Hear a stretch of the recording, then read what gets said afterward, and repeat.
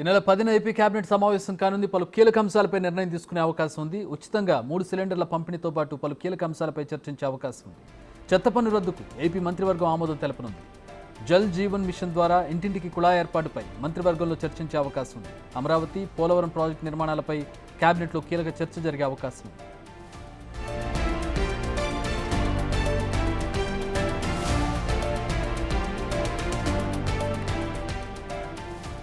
10వ తేదీన కేబినెట్ సమావేశానికి సంబంధించిన అప్డేట్ చూస్తూ ఉన్నాం. కీలకమైనటువంటి అంశాల మీద నిర్ణయాలు తీసుకునే అవకాశం కనపడుతోంది. హామీల్లో భాగంగా ఉచితంగా 3 సిలిండర్ల పంపిణీకి సంబంధించి మరికొన్ని అంశాలకు సంబంధించి చర్చించే అవకాశం ఉంది. ఇక చెత్త పన్ను రద్దుకు ఏపీ మంత్రివర్గం ఆమోదం తెలపనుంది. ఇవాళ నుంచి చెత్త పన్ను రద్దు చేయడం జరిగింది. ఇక జల్ జీవన్ మిషన్ ద్వారా ఇంటింటికి కుళాయి ఏర్పాటుపై మంత్రివర్గంలో చర్చించే అవకాశం ఉంది. అమరావతి, పోలవరం ప్రాజెక్టు నిర్మాణాలపై కేబినెట్లో కీలక చర్చ జరగబోతోంది.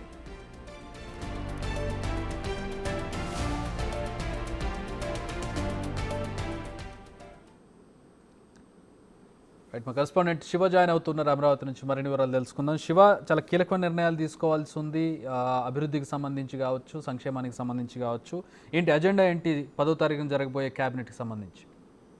మొత్తం చూసుకుంటే ఏపీ కేబినెట్ ఈసారి 10వ తేదీ జరగబోయే కేబినెట్ చాలా కీలకమైన అంశాలకు సంబంధించి కూడా దిశానిర్దేశం చేయబోతున్నట్టు తెలుస్తోంది. ప్రధానంగా చూసుకుంటే ఎన్నికల సమయంలో సూపర్ 6 లో ప్రధానమైన హామీ ఏదైతే ఉందో మహిళలకి 3 ఉచిత సిలిండర్ల అంశంపై కూడా కేబినెట్ లో చర్చించే అవకాశం కనిపిస్తా ఉంది. ఆ రోజే కేబినెట్ లో ఆమోదం కూడా తెలిపి దీపావళి నాటి నుంచి కూడా ఇవ్వాలని చంద్రబాబు ఇస్తే నిర్ణయం చేస్తున్నారు కాబట్టి దీన్ని కేబినెట్ లో పెట్టే అవకాశం కనిపిస్తా ఉంది. రెండోది, ఎప్పటి నుంచో చెత్త పన్ను రద్దు చేయాలని చెప్పి ప్రభుత్వం వచ్చిన దగ్గర నుంచి కూడా ఆలోచన చేస్తా ఉంది. తాజాగా ఈ రోజు మచిలీపట్నంలో సీఎం చంద్రబాబు కూడా చెత్త పన్ను రద్దుపై క్లారిటీగా చెప్పారు.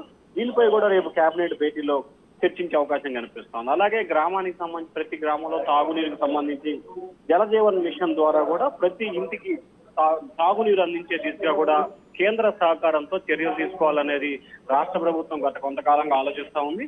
అయితే గత సర్కార్ పూర్తి స్థాయిలో ఈ నిధులన్నింటినీ కూడా డైవర్షన్ చేయడంతో కూడా గ్రామ స్థాయిలో ఎక్కడా కూడా సరైన నీటి వసతి లేకుండా చాలా మంది ప్రజలు ఇబ్బందులు పడ్డ పరిస్థితి కనిపించింది. సో ఈ నేపథ్యంలోనే జలజీవన్ మిషన్ ని పూర్తి స్థాయిలో అమలు చేయాలని చెప్పి కూడా ప్రభుత్వం అయితే కీలకంగా ఒక నిర్ణయం తీసుకోబోతున్నట్టు తెలుస్తా ఉంది. ఇక మరొక అంశానికి సంబంధించి కూడా పోలవరం ప్రాజెక్టు రాజధాని నిర్మాణం, ఇప్పటికే రాజధాని నిర్మాణానికి సంబంధించి కూడా వరల్డ్ బ్యాంకు లోన్ మంజూరు చేస్తూ కూడా నిర్ణయం ప్రకటించింది.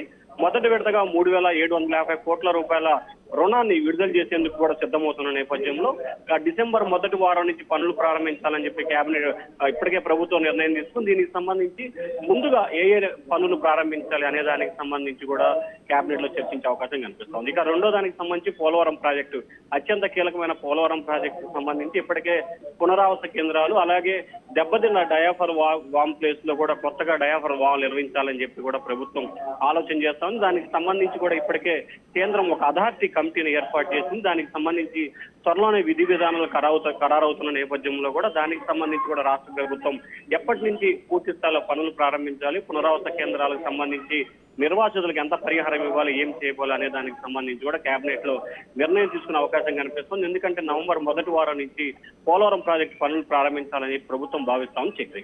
All right, thanks for the update Shiva.